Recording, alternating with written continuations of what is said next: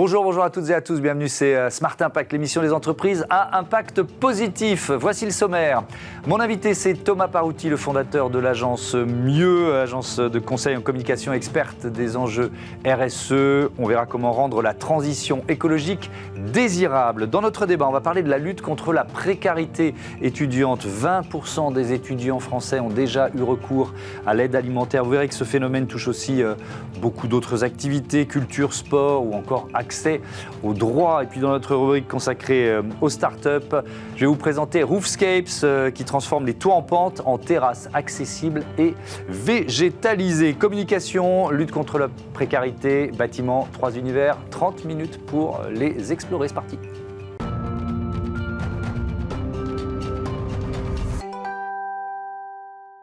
L'invité de Smart Impact, c'est Thomas Parouti. Bonjour. Bonjour. Heureux de vous retrouver sur ce plateau, le fondateur de l'agence Mieux, agence de conseil en communication, qui est experte de ces enjeux RSE, responsabilité sociale, sociétale et environnementale des entreprises.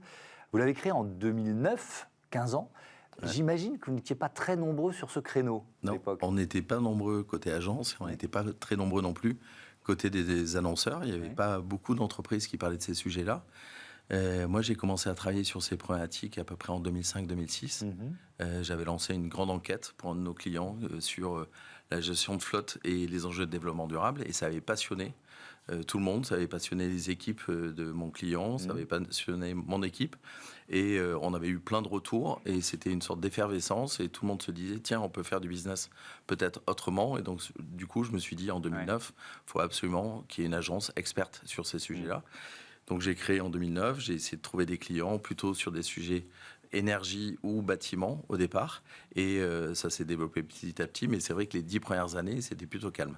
Alors aujourd'hui, tout le monde s'engage, ce qui est une très bonne nouvelle, sauf que c'est pas si simple de faire le tri entre les actions réelles et le greenwashing. Est-ce que ça vous arrive de refuser des clients? Ou alors est-ce que vous vous dites non, il y a toujours moyen de les pousser, de les accompagner? Alors, par principe, on essaie de travailler avec tout le monde, avec tous les secteurs. Et ce qui est intéressant quand on est du côté conseil, c'est qu'on voit certains secteurs arriver. On a vu le luxe arriver il y a 3-4 ans. On a vu la pharma arriver il y a 2 ans à peu près. Voilà. Aujourd'hui, il y a un sujet sur le textile, le prêt-à-porter, qui vit une vraie crise et qui se dit, tiens, est-ce que je ne peux pas shifter, me repositionner? Donc, on voit de plus en plus de secteurs. Et globalement, aujourd'hui, tous les secteurs d'activité sont engagés. Évidemment, traditionnellement, il y a l'immobilier, il y a l'énergie, la mobilité, des sujets comme ça. Mais là, on voit à peu près tous les secteurs qui y vont. Mais je vous pose la question parce que la pub a parfois, et je ne dis pas que c'est certainement moins vrai aujourd'hui, mais a parfois été l'outil du greenwashing.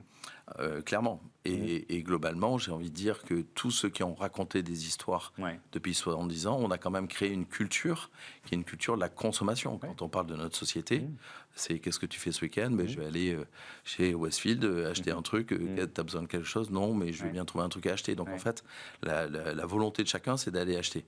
Donc, et pour revenir sur la question du renoncement, alors oui, on renonce à des clients. Soit parce qu'ils ne peuvent pas changer. Voilà, je fabrique des OGM et je fabriquerai encore des OGM dans 10 ans. Mais il y a d'autres clients qui nous posent des questions où on voit bien que ce n'est pas leur enjeu principal. Style la recyclabilité du packaging, alors qu'en fait, il y a un problème en amont sur les relations avec le monde agricole, par exemple. Donc, on refuse des clients comme ça. Ou alors, on refuse des clients qui ont un éléphant dans la pièce. Voilà. Je suis une entreprise de BTP. J'ai un projet qui est devenu une ZAD. Et je veux faire une communication sur la marque employeur parce que j'ai du mal à recruter. Ben oui, évidemment. Et donc, est-ce que je peux faire une communication de marque employeur? Ben là, on leur dit non, c'est pas possible. Il faut d'abord traiter ce problème-là qui est le problème premier et essentiel. Et alors, ce qui est intéressant, Thomas Parouti, c'est que ça va finalement au-delà de la communication. C'est-à-dire que vous finissez par rentrer un peu dans le modèle des entreprises que vous accompagnez et peut-être même de les inciter à le faire évoluer, ce modèle? Tout à fait. Ce qu'on essaie, par exemple, là, en ce moment, on est en train de faire une mission qui est la création d'un éco-score pour un industriel. Donc, on va regarder quels sont les éléments qui font la durabilité du produit et quelle est l'importance de chaque critère. On va pondérer chaque critère, etc. On arrive avec un éco-score à la fin. ont une note de 0 à 100, on coupe en 5 tranches A, B, C, D, E. Et en fait, les directeurs marketing qui ont des produits D et E, en fait, ils voient bien qu'il y a un problème et ils vont transformer leurs produits. Ils vont innover pour décarboner, par exemple, certains produits parce qu'ils ont 5% de leur chiffre d'affaires qui fait 20% de leur GES. Donc ça, il faut vite arrêter. Voilà. C'est aussi l'exemple assez connu maintenant de Mustela qui a dit on arrête les lingettes en 2027 parce qu'il y a un problème de recyclabilité. Et le fait de renoncer, et c'est ça ce qui est intéressant, c'est qu'en fait, ça crée un coup de projecteur sur la marque, ça amène des nouveaux clients, ça crée de la rentabilité. Donc arrêter des produits, de vendre certains produits, ça augmente le chiffre d'affaires, ce qui est totalement contre-intuitif. Oui. Alors, on se pose la question, c'est ce que je disais dans les titres, comment rendre cette transition environnementale désirable? Ça passe par quoi? Ça passe par des nouvelles idées, par de l'innovation? Alors ça passe par des nouveaux récits, ça passe par de l'exemplarité du comité de direction. Il y a de plus en plus de collectifs dans les entreprises et on voit bien qu'il y a des collectifs d'entreprises, de salariés qui ont envie de pousser à la transformation de l'entreprise. Et pour revenir sur les nouveaux récits, en fait, c'est des nouvelles façons de raconter les histoires. C'est-à-dire que pendant très longtemps, il y avait un problème. Heureusement, il y avait une solution qui était le produit, les pubs Procter des années 80-90. Mon t-shirt est dégueulasse parce qu'il y a à la fois de la boue, du Nutella, et etc. Et en fait, on le met à la machine et oh magie, ça y est, c'est résolu. Là, aujourd'hui, il faut casser les formats, il faut casser les codes, il faut être beaucoup plus disruptif, il faut inventer des nouvelles histoires, faire intervenir une plus grande diversité de personnes, et il faut aller à l'encontre des intuitions aussi. C'est-à-dire que une façon de raconter les histoires maintenant, c'est de s'appuyer sur des collectifs, des gens exemplaires, etc., mais sur s'appuyer aussi sur des nouveaux leviers. Les gens ont envie de partager des moments. Et je crois qu'en fait, quand on interroge les gens, ils n'ont pas envie de consommer, ils ont envie d'être heureux, d'être ensemble, d'être heureux, d'être amoureux. Et il y a maintenant dans les études, on commence à apercevoir un certain pourcentage de la société qui est fier de moins consommer. Donc on voit bien qu'on ne peut pas être dans la consommation permanente et donc il faut raconter de nouvelles histoires. Moi je suis un fan de documentaires. Je pense qu'il y a plein d'entreprises pour faire la pédagogie de ce qu'elles font qui devraient faire plus de documentaires, un peu long format. Voilà. Et je pense qu'il faut dire la vérité en fait. Et la pub a toujours un peu transformé la vérité. Et je crois qu'il faut qu'on revienne à voilà ce que je suis, voilà les défauts que j'ai. Oui, assumer ses défauts, montrer qu'on est finalement sur une tendance, un chemin, et ça peut suffire. Ouais, on travaille par exemple avec Decathlon, on a fait une campagne avec eux qui disait on n'est pas parfait, mais on essaie de faire de notre mieux. Et en fait, ils expliquaient leurs points d'amélioration. Alors, ils n'ont pas tout raconté, mais en fait, aujourd'hui, je crois qu'est venu le temps de dire voilà, on est bon là-dessus, là-dessus, là-dessus, on est moins bon là-dessus. Et la franchise et l'honnêteté est la première des qualités. Mais on l'a bien vu aux dernières élections européennes, tous les électeurs français ou européens ne sont pas fans des sacrifices, et là je reste sur l'ancien discours lié à la transformation écologique ou environnementale. Il y a ceux qui ne veulent rien changer à leurs habitudes. Donc ça suppose pour des marques d'accepter de renoncer à certains clients aussi, quitte à en gagner d'autres, plus nombreux ou en tout cas plus fidèles. Ouais, mais il y a un exemple, par exemple, il y a une banque en Australie qui s'appelle Bank Australia, qui est une coopérative, qui a décidé d'arrêter de financer l'achat de véhicules thermiques. Donc évidemment, ils ont perdu quelques clients, mais certains de leurs clients sont passés sur l'hybride ou l'électrique, et il y a plein de nouveaux clients qui sont arrivés. Donc ça veut dire que les renoncements sont positifs, et les nouvelles histoires comme ça sont hyper intéressantes parce qu'elles apportent un coup de projecteur vachement intéressant. Ouais. Alors vous êtes au cœur de ces enjeux de RSE, et donc j'imagine, de la CSRD, de ce bilan extra-financier qui s'impose petit à petit aux entreprises des plus grandes, aux PME cotées. Vous y voyez un accélérateur de ce changement, mais peut-être aussi du récit? Aujourd'hui, le problème de la CSRD, c'est que c'est vu comme une réglementation imposée, et beaucoup de COMEX la voient comme ça, et pas tellement comme une opportunité extraordinaire d'avoir 1176 data points qui vont nous permettre de mesurer et d'innover. C'est-à-dire qu'à partir du moment qu'on a tous ces chiffres-là, en fait, on sait comment progresser. Un peu comme Yuka nous a donné des infos sur les produits, et que du coup, Intermarché a changé 850 formules agroalimentaires, mais là, de la même façon, la CSRD va nous permettre de faire de l'innovation produit. Et ça, c'est une super bonne nouvelle, parce qu'on va pouvoir mesurer le point de départ et les différentes étapes qui auront après. Et d'ailleurs, nous, on voit bien qu'on travaille de moins en moins sur des sujets de com corporate et de plus en plus sur des sujets de com produit. Là, récemment, on a lancé un produit Saforel, qui est un produit d'hygiène, qui était au départ en plastique avec beaucoup d'eau et un peu de formule magique. Et petit à petit, ils sont passés sur une gourde en alu qu'on peut garder 10 ans, avec un peu de formule magique qu'on met dans la gourde, on met de l'eau du robinet, et du coup, ça évite de déplacer du plastique et de l'eau, et tout le monde est content. Donc, il y a de plus en plus d'innovation produit, et donc de com produit, et ça, c'est quand même la bonne nouvelle, c'est qu'on est vraiment sur le dur, sur le modèle d'affaires. Il va falloir faire des lancements comme ça fréquemment, et c'est comme ça qu'on va réussir à transformer petit à petit. On ne réussira pas tout le temps, mais c'est ces lancements qui vont permettre de changer un peu le business. Ouais. Un dernier mot sur ce qu'on appelle une entreprise à visée régénératrice, parce que parfois quand je parle de RSE, j'ai face à moi des gens qui disent « Oh, c'est un peu vieillot, ces 3 lettres, RSE, il faut inventer autre chose ». Est-ce qu'on est dans la com quand on parle d'une entreprise à visée régénératrice, ou est-ce qu'il y a vraiment du fond ? Alors, la RSE, c'est souvent limiter les impacts négatifs. Ouais. Avec le régénératif, ce qui est intéressant, c'est qu'on va vers du positif. Pendant très longtemps, là, les dernières années, on disait je veux être net zéro, je veux décarboner, on était dans le négatif. Il y a des chercheurs de l'université de Maastricht en sociologie qui ont parlé de l'asymétrie de l'anticipation, c'est-à-dire je veux quelque chose de positif. Donc ça, c'est le premier point, c'est hyper positif. Après, le régénératif, qu'est-ce que c'est ? En fait, c'est comment on va dans le donut tous. On connaît le donut à titre individuel, et les entreprises aussi doivent se rapprocher du donut, arrêter les limites, enfin se limiter à ce qui existe.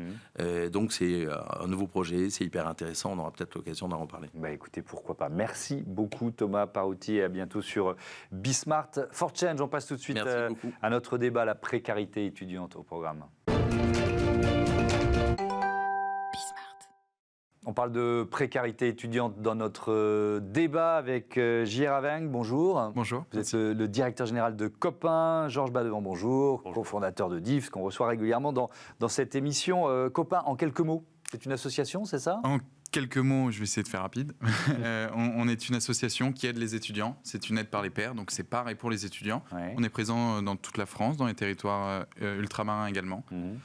Et donc, on fait chaque semaine des distributions alimentaires, donc de paniers, de fruits et légumes, de produits secs, de produits d'hygiène, tout ce dont on a besoin dans une semaine. Mais on fait également des sorties sportives, des sorties culturelles, des repas partagés. On vient d'ouvrir un restaurant dans le sud de Paris. Ouais. On a un festival, enfin tout un tas d'activités qui permettent de parler de ces sujets de précarité étudiante et de pauvreté de la jeunesse, mais qui permettent aussi aux jeunes de briser les barrières et de créer un lien social, parce que le sujet fondamental maintenant, c'est que les jeunes sont seuls et se sentent seuls. Ouais, la solitude, et effectivement, on ne parle pas que de précarité alimentaire, parce que souvent on a tendance à réduire la précarité étudiante à la précarité alimentaire. Georges Badevant, vous venez régulièrement nous présenter des associations que vous et vos clients accompagnent. On va quand même rappeler en quelques mots le principe de DIFT. Oui, DIFT, c'est une plateforme qui va permettre aux entreprises de soutenir des causes et des associations d'intérêt général comme Copain, en impliquant leurs clients et leurs collaborateurs dans le choix de ces causes. Et donc ça va par exemple, là dans ces périodes de Noël, remplacer des cadeaux d'entreprise. Une marque va pouvoir offrir un DIFT de 50 €, de 100 € par partenaire, que ce partenaire va pouvoir choisir à la cause de son choix, parmi un catalogue d'options, et notamment... C'est ça, on choisit l'association, on choisit la cause. Exactement, on choisit la cause qu'on va soutenir, qui résonne avec ses valeurs, et ensuite on en reçoit des nouvelles tous les 2 mois pendant l'année qui vient. 20%, quelques chiffres, 20% des étudiants français ont déjà eu recours à l'aide alimentaire. Je donne ce chiffre-là parce que c'est peut-être le plus frappant. On en avait pris conscience au moment de la crise Covid. J.R. Aveng, est-ce que ça s'est amélioré, aggravé, stabilisé? On en est où aujourd'hui? Bon, c'est un peu toujours la grande question. Effectivement, on a pris conscience quand tout le monde a été confiné, et donc les jeunes, les premiers, se sont retrouvés seuls chez eux dans leurs petits appartements, sans les petits jobs, sans les revenus, et donc se retrouver assez rapidement, parce qu'à ce moment-là, on ne savait pas encore combien de temps ça allait durer, donc se retrouver assez rapidement à se dire j'ai plus d'argent, est-ce que je retourne voir ma famille et potentiellement je les mets en danger, ce genre de questions-là. Enfin voilà, toutes ces questions-là sont montées. Le sujet de la précarité étudiante a été mis sur la table et beaucoup de médias s'y sont intéressés. Et là, ça existait évidemment avant déjà. Et ça continue depuis, je suis bien d'accord. Mais avant, ou toujours maintenant, mais on considère un peu que c'est un rite de passage pour devenir adulte. On apprend à se débrouiller, on apprend à s'en sortir. Et je pense que on a réussi à ce moment-là à casser quelques tabous et dire non, c'est pas possible. Parce qu'il y a de plus en plus de jeunes maintenant qui ont des difficultés. Et donc, ça fait maintenant 5 ans. On est dans la 5e année de Copain. On s'est lancé à ce moment-là. Et la demande n'arrête pas. La gravité, voilà, ça s'accentue. C'est pour ça qu'on sort ces chiffres annuellement pour montrer comment ça évolue. Et donc, maintenant, on en est à 20% des étudiants donc, en France, en hexagone, territoire ultramarin, qui ont besoin de l'aide alimentaire. C'est-à-dire qu'ils ont des jobs. Il y a un peu plus de 50% des étudiants qui travaillent. Ils ont des stages, ils poursuivent leur cursus universitaire, ils essayent de découvrir la vie en parallèle, et pourtant, ils doivent aller dans des associations comme la nôtre, ou comme les Restos du Cœur, le Secours Populaire, pour demander un panier alimentaire et de la bouffe pour ça veut dire, je reste sur la précarité alimentaire, on parlera du reste, mais ça veut dire sauter un repas, tout simplement? Ça veut dire sauter des repas régulièrement. Ça veut dire que le petit déjeuner, il disparaît, parce que c'est pas possible. Et ça veut dire, je suis à la bibliothèque toute la journée, il s'est chauffé, au moins, alors que chez moi, j'ai pas de quoi me chauffer. Je vais pas faire mon repas, je vais dîner le soir, ça va me faire tenir. Enfin, il y a plein de petites techniques qui se créent, et c'est là où justement nous on va rencontrer les étudiants en disant non, c'est pas possible, tu peux pas mener tes études comme ça. Georges Badevant, quelles entreprises s'emparent de ce sujet de la précarité étudiante et comment? Alors, il y a eu un déclic déjà de la part des entreprises qui coïncide effectivement avec le Covid, où on s'est rendu compte que à la fois effectivement c'était un public fragile et qu'en même temps c'est un public qui était pour beaucoup déjà dans le monde de l'entreprise. Les étudiants sont les stagiaires et les alternants des entreprises, et donc cette réalisation, elle a été donc assez forte du côté des entreprises. Nous, par exemple, aujourd'hui, Copain a été cette année une des 10 associations les plus soutenues sur notre plateforme. Ça démontre qu'il y a eu une forme de compréhension que oui, il faut aider ce public-là. Et donc, on a vu ce déclic. Et aujourd'hui, il y a des grands acteurs, par exemple la Fondation Carrefour, qui agissent sur la précarité alimentaire et qui font notamment de l'aide à ces publics étudiants des axes importants de leurs actions. Comment? C'est par différents moyens, mais d'abord, ça peut être en étant mieux disant sur les conditions sociales et de rémunération de ces stagiaires, de ces alternants. Ça peut être en collectant également, lorsqu'on est un groupe de distribution, un groupe dans l'alimentaire. C'est un levier extrêmement puissant qu'on a, et on va pouvoir faire, par exemple, des dons réguliers dont Copain va pouvoir bénéficier, ou d'autres acteurs sur l'aide alimentaire, évidemment. Et aussi soutenir les acteurs de terrain. Et j'y viens, c'est très important, parce que moi, ce qui m'a frappé en découvrant mieux Copain, c'est qu'ils ont un effet de levier, un démultiplicateur d'impact par rapport aux dons qui leur sont offerts. Ce qui est marquant, c'est que pour 1 euro qu'on leur donne, ils vont pouvoir avoir un impact qui est énorme pour plusieurs raisons. Parce qu'ils ont un réseau de partenaires associatifs, parce qu'ils bénéficient de dons réguliers, parce qu'ils ont beaucoup de bénévoles. Alors justement, je veux bien que vous nous expliquiez ça. Peut-être sur autre chose que la précarité alimentaire, justement. Vous nous disiez culture, sport, briser l'isolement. C'est effectivement aussi, surtout grâce aux bénévoles. On a un fort engagement de la jeunesse qui cherche à aider ses camarades, qui cherche à s'engager, à donner un peu de sens aussi, en parallèle de leurs études, à leurs activités. Et donc, on a beaucoup de bénévoles qui viennent, avec beaucoup d'idées et beaucoup de volonté de faire des choses assez manuelles, parce que quand on a 20 ans, 21 ans, ça fait un peu plus de 15 ans qu'on est assis à une table de classe et qu'on apprend, et on a envie de on est content de sortir. Voilà. Et donc d'organiser des activités. Et donc ça peut être des choses qui coûtent peu cher, parce que beaucoup de musées sont gratuits en France. Mais le fait de pouvoir organiser ces sorties-là avec des groupes de bénéficiaires, des groupes de bénévoles qui se mélangent entre étudiants, et de briser tous les potentielles barrières dont on parlait, ça facilite, et ça fait que ça avance et que ça fonctionne bien, et qu'il y a ce grand engagement qui suit.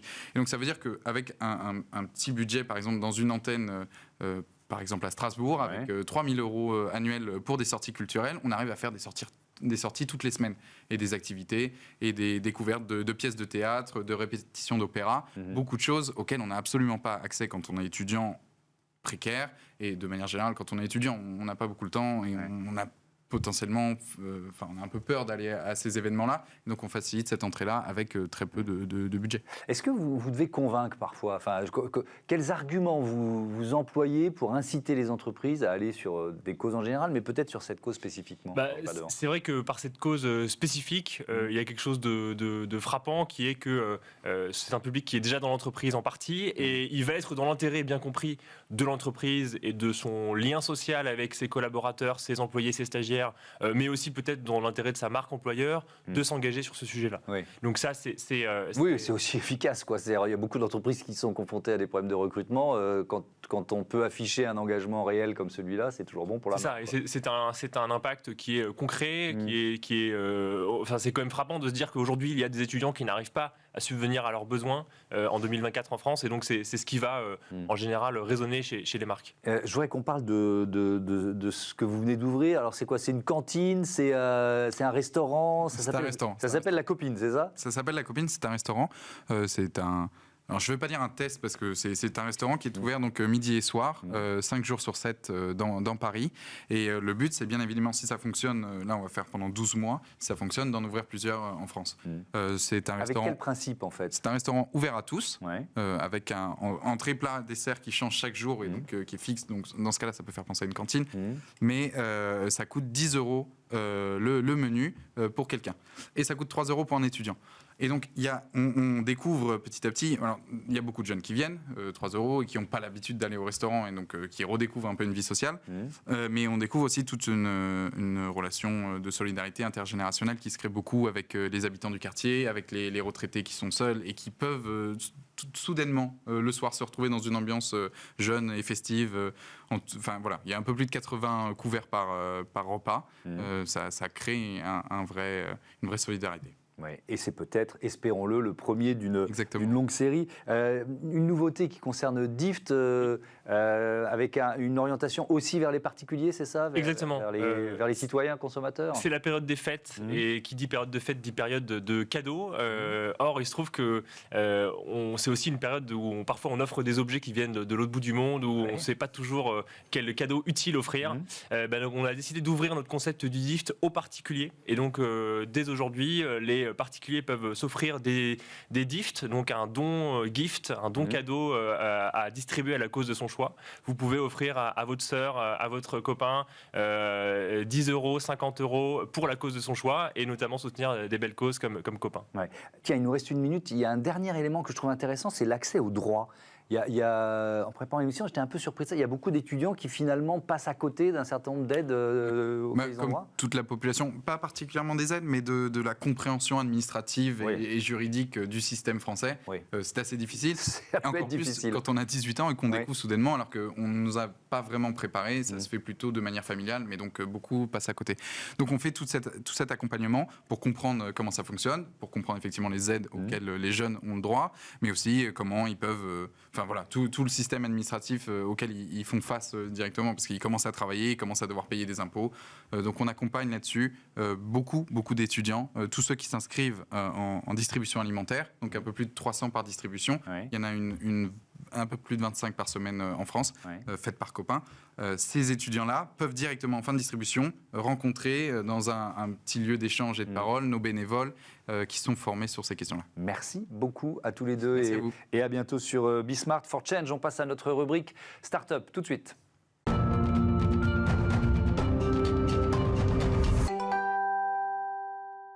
Smart Ideas avec Ethan Levy, bonjour. Bonjour. Bienvenue, vous êtes le cofondateur de Roofscapes, créé en 2021 avec Tim Cousin et Olivier Faber, aventure qui commence à Boston, au MIT.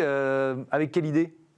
On est parti, quand on a lancé Roofscapes, de l'idée et du constat qu'en Europe, on a des toits en pente dans beaucoup de nos centres-villes et que ces toits ne sont pas utilisés. Et non seulement ils ne sont pas utilisés, mais en plus de ça, très souvent, ces toits sont construits avec des matériaux qui vont avoir tendance à contribuer au réchauffement des villes.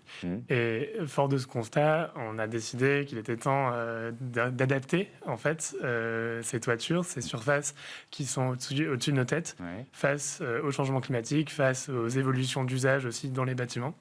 Donc avec Roofscapes, on a développé un système de plateforme en bois pour ombrager, végétaliser et rendre accessibles tous les toits qui ne pouvaient pas être adaptés jusqu'à présent avec les techniques conventionnelles. Imaginez, on part d'un toit une toiture en zinc avec c'est quoi? C'est du 80. C'est la pente, c'est combien, tiens? Oui, c'est très intéressant. Alors les toits en zinc, il y a deux choses à connaître. C'est qu'il y a souvent ce qu'ils appellent des toitures mansardées, avec une partie très verticale qui s'appelle le brisy, qui est presque verticale, 80 degrés exactement. Et ensuite une autre qui est plus horizontale au-dessus, qui s'appelle le terrasson, et qui va être plutôt à 5, 10, 15, 20% ou 20 degrés de pente. Ouais. Et c'est vraiment sur cette partie plutôt horizontale, mais pas complètement, qui s'appelle le terrassement, qu'on intervient avec Roofscapes. Alors, quel matériau vous avez choisi? Vous dites une plateforme en bois, parce qu'évidemment, quand on est dans cette démarche, on ne choisit pas n'importe quel matériau. Effectivement, donc la situation de départ, c'est qu'on a des toits qui sont dans des surfaces plutôt minérales. Du zinc, de l'ardoise, parfois des tuiles en argile, des bacs en acier.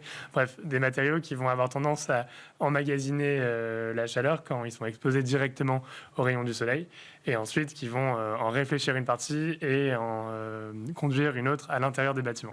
C'est ça qui pose problème. Avec Roofscapes, ce qu'on a donc cherché à faire, c'est de mettre des matériaux biosourcés qui vont pas accumuler la chaleur de la même manière. Et donc, on travaille avec du bois pour nos plateformes. Et ensuite, sur tout ce qui va être végétalisation en supplément, on va être sur de la terre, des plantes, donc d'autres matériaux organiques qui vont pas absorber la chaleur. Bon, je vais vous poser une question de copropriétaire. Le poids. Ouais, comment vous gérez cette difficulté? Effectivement, c'est une super question. En fait, il faut vraiment décomposer notre système en plusieurs parties pour répondre à cette question. On se rend compte que tous les bâtiments à Paris ou dans d'autres centres-villes français et européens vont avoir des capacités structurelles différentes. Parfois, on va avoir des bonnes situations, parfois on va avoir des mauvaises surprises. Nous, on a cherché à mettre en place un système qui soit le plus adaptable possible. Donc, on a une plateforme en bois qui va peser entre 80 et 120 kg par mètre carré. Et ensuite, par-dessus, ce qui est lourd, en fait, c'est les plantes, la terre, l'eau et les gens. Et donc, en fonction des capacités du bâtiment, on va ajouter plus ou moins. D'accord. Vous allez adapter la végétalisation, etc. Exactement. Il y a un exemple sur lequel on peut s'appuyer. Première expérimentation à l'Académie du climat à Paris. C'était quoi le défi? Le défi, c'était de pouvoir enfin expérimenter, montrer en conditions réelles l'impact de notre dispositif. Donc, c'est un projet pilote qu'on a livré au printemps 2024 avec la ville de Paris, nos charpentiers, MEA et une entreprise d'aménagement paysager, Topagé. Et tous ensemble, on a pu mesurer des impacts assez édifiants sur les réductions de température, sur le renforcement de la biodiversité, sur l'autonomie des plantes en eau. Et pour nous, c'est une expérience très concluante au niveau de ce qui est possible pour adapter les toits. Alors, il nous reste une minute sur la température. Tiens, c'est quoi l'effet? Donc, sur la température, évidemment, ça va dépendre de la température de l'air. Mais on se rend compte que cet été, quand il faisait 36 degrés à l'ombre, on avait des réductions de température de 17 degrés dans les combles du bâtiment, de 32 degrés en surface grâce à notre dispositif. On pourra regarder tout ça plus en détail sur notre site, mais voilà, on voit vraiment une différence assez notable, juste parce qu'en fait, on vient ombrager ce zinc qui surchauffe et on le ramène à la température de l'air à l'ombre. Et on imagine bien le marché, parce que dans nos villes européennes construites il y a bien longtemps, les toits en pente, c'est quoi? C'est 80-90% des... À Paris, c'est 80% des toits qui sont des toits en pente, effectivement. En Europe, dans les centres-villes, on a 4 millions de toits en pente qui pourraient être adaptés, à peu près 800 000 en France. Donc voilà, il y en a beaucoup, il y a beaucoup de travail pour faire cette adaptation et on est très motivés pour le faire. Merci beaucoup, Ethan Lévy, et bon vent à Roofscapes. Voilà, c'est la fin de ce numéro de Smart Impact. Merci à toutes et à tous de votre fidélité. À très vite.